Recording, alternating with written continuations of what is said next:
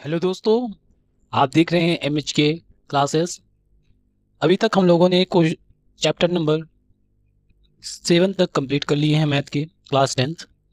आज से हम इस पे एक इंट्रोडक्शन वीडियो ये होगी हमारी, introduction to trigonometry chapter 8 class 10 NCERT math की, जिसको हम थोड़ा सा समझेंगे ये ट्रिग्नोमेट्री होती क्या है और इसकी क्या रेशियोज़ हैं, हमें इस चैप्टर में क्या क्या पढ़ना है। क्योंकि बेसिक अगर मालूम रहेगा तो पेपर में जो एग्ज़ाम होते हैं बोर्ड के, उसमें से बेसिक क्वेश्चन 1 नंबर के ऑब्जेक्टिव मार्क्स वाले क्वेश्चन आते हैं।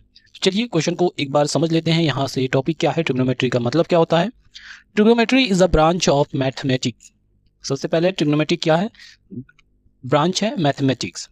ट्री मतलब होता है 3 3, और गोन मतलब होता है साइड, 3 साइड, एंड मेट्री मतलब होता है मेजर, 3 साइडों का मेजर करना। ट्रिग्नोमेट्री का फुल अगर मीनिंग जाने तो 3 साइडों का मेजर करना। अभी हमने प्रीवियस चैप्टर में कोऑर्डिनेट ज्योमेट्री पढ़ा है।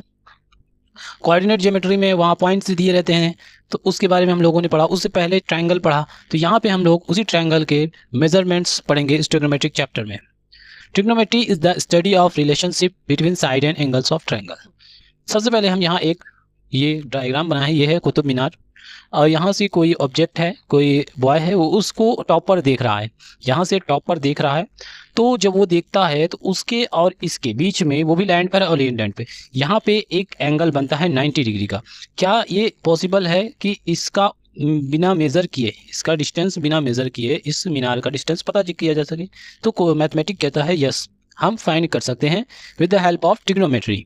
तो यहाँ पे आप देख सकते हो, ये है एक स्ट्रेट, इसके बीच में एक एंगल बनता है, और इस जहाँ से ये देख रहा इसके वहाँ पे एक एंगल बनता है।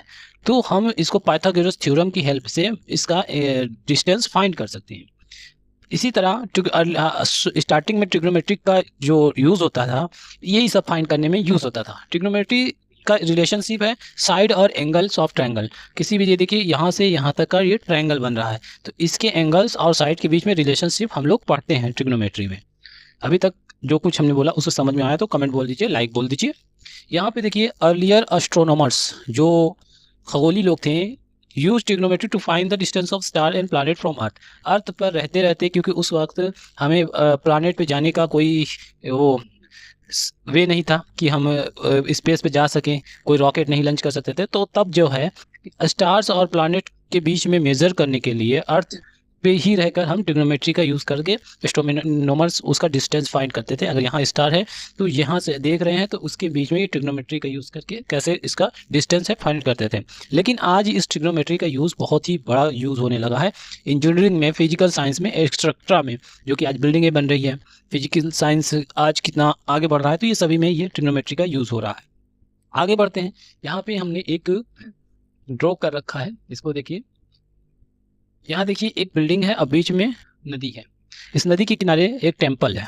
तो उस बिल्डिंग के ऊपर कोई बैठा है, सपोज कोई गर्ल है, और वो बिल्डिंग की तरफ से देख रही है ऊपर से, और नीचे मंदिर की तरफ एक गुलाब का फूल का गमला रखा हुआ, तो वहाँ से देख रही है। अब ये फाइंड करना है इस गुलाब के फूल और इस बिल्डिंग के बीच में कितना डिस्टेंस होगा, यानी कि इसके बीच में कि ये जो नदियाँ बह रही है उस नदी का कितना डिस्टेंस होगा। तो यहाँ पे वो 90 डिग्री बन रहा है। तो हम इस सभी की हेल्प से, इन ट्रिग्नोमेट्री के कॉन्सेप्ट के हेल्प से हम क्या कर सकते हैं, इसके बीच का डिस्टेंस आसानी से फाइंड कर सकते हैं।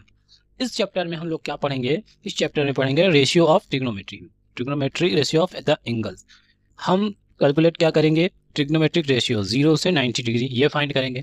थर्ड क्या करेंगे, ट्रिग्नोमेट्रिक आइडेंटिटीज पता करेंगे। ये सब हमें इस चैप्टर में यानी कि पढ़ना है। ओके, यहाँ पे देखिए, trigonometric ratio of angles A in right triangle ABC। यहाँ पे एक ABC ट्रायंगल है जो कि राइट एंगल ट्रायंगल उसको कहते हैं जिसका एक एंगल कितना होता है 90 डिग्री। ठीक, अब ये साइन ऑफ एंगल ए, ये साइन माना जाता है इसको। अब पूछ रहा है ये एंगल को पता करने के लिए हम लोग साइन ऑफ एंगल ए बोलते हैं। तो एक चीज़ बता दें, जिस एंगल को बोलेंगे, जैसे एंगल ए, तो एंगल ए से जो सटा हुआ रहता है ये side adjacent to angle A, इस एंगल का ये एडजेसेंट साइड कहलाता है। ठीक, और इसको बेस भी कहते हैं। जैसे ये एंगल को हम बोले एंगल ए, तो इसका साइड एडजेसेंट क्या कहलाएगा, बेस, और इसका अपोजिट साइड यानी कि इस एंगल के सामने वाला वो कहलाएगा side opposite to the angles A, angle A के सामने वाला साइड, इसको परपेंडिकुलर बोलते हैं। इसको साइड एडजेसेंट एंगल ए के सामने वाला को परपेंडिकुलर बोलते हैं, उसको साइड अपोजिट एंगल ए, जैसे इसके सामने। और ये हो गया इसके इधर सा, जो इसका एसी हो गया वो हाइपोटेनियस हो गया। तो ये बहुत ही काम की चीज़ें हैं, हमें अभी क्वेश्चन सॉल्व करने में जरा सी भी कन्फ्यूज़न ना हो, ताकि हम क्वेश्चन को मिस्टेक ना कर सकें। तो ये चीज़ हमें बिल्कुल जानना होगा और आपको इसको एकदम से कॉन्सेप्ट को क्लियर करना होगा कि कौन सा साइड एडजेसेंट है, कौन सा side opposite to the angle A है। तो हमेशा देखिए एक कॉन्सेप्ट ये है, एंगल से जो लाइन सटी हुई है उसको साइड एडजेसेंट एंगल ए बोलेंगे, यानी कि बेस बोलेंगे। सिंपल भाषा में इसको बेस बोलेंगे। और बेस से जो लाइन सटी है यानी कि 90 डिग्री से जो बना रही है वो परपेंडिकुलर बनेगी।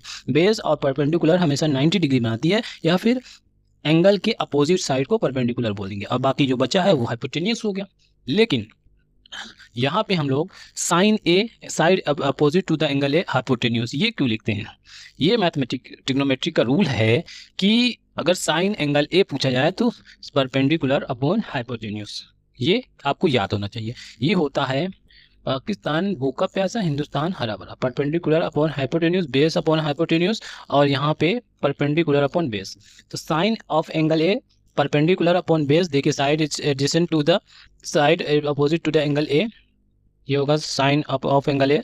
और hypotenuse cos of angle A side adjacent to angle A upon में हाइपोटेन्यूस, यानी side adjacent to angle A का मतलब हो गया कि परपेंडिकुलर एडजेसेंट टू एंगल ए ही नहीं, एडजेसेंट टू एंगल ए। यहाँ पे बेस हो गया, ये बेस हो गया, ए भी हमारा बेस हो गया, और हाइपोटेन्यूस क्या हो गया? ए सी।